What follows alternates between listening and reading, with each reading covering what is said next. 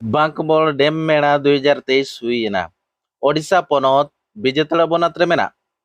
बांकबोल dam रे गोमहा दोसर पोसर जहां मेला हुआ ओना 2023 साल रे हुईना ने हजार हजार होड़ हेज कते कोड़ा कुड़ी हेज कते ओना डेम रे को दाणा किया साव सावते ओना डेम आड़े लातार रे हुयु कान फुटबॉल एनेज सावते खेलोंड हेप्राव ओना साव सावते पर्दा फिल्म रे मजा को उठाव किया हजार हजार कोड़ा कुड़ी और उन्हें बड़ायना जे नोआ डेम नेल रे ओडिशा झारखंड और बेंगल करे खन आयमा गान कोड़ा कुड़ी हेज कते नोआ डेम रेना मजा को लुटेव का मेनते बड़ायना तबे नोआ डेम नेल रे नागाम ओका खन एहबेना ओका लेकारे नोआ डेम दालान गोमहा दोसार हिलो दालाम ओना रे चेन हो नागाम पांते कते बांग नाम लेना नोडे खन बड़ायना जे ओना डेम नेल दो मिटांग मजा लुटाव लगित गे को एतोहब का ओंडे और कोड़ा कुड़ी नापामो नेपेलो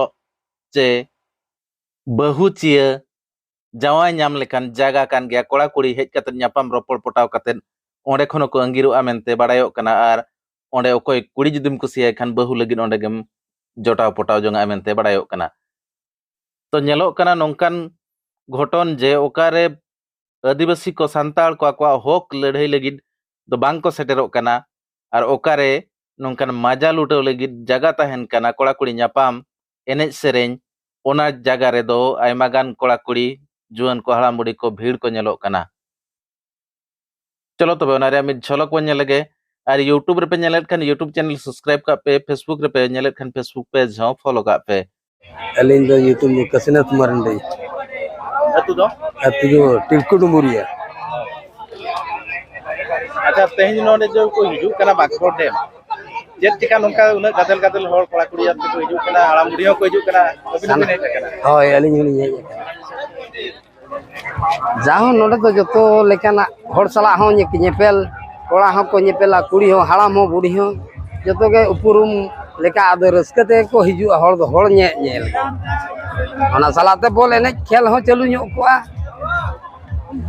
उनका जे नागाम को मेना नोडे हिजु लगित से खाली नागाम दो किसी उनकाना दो बनू लिकन बुझेवा आदो नोडे दा आबो तेगे नितो नागाम बेना काना रस्के जंग तेगे अच्छा तीना साल हुईना नोडे नोका होड़ जावरा दो नोडे काना 15 16 वर्ष जे बिस्ती गे बिया हां बिस्ती गे अले नालको खन हेज होय पूरे 22 वर्ष गान हुई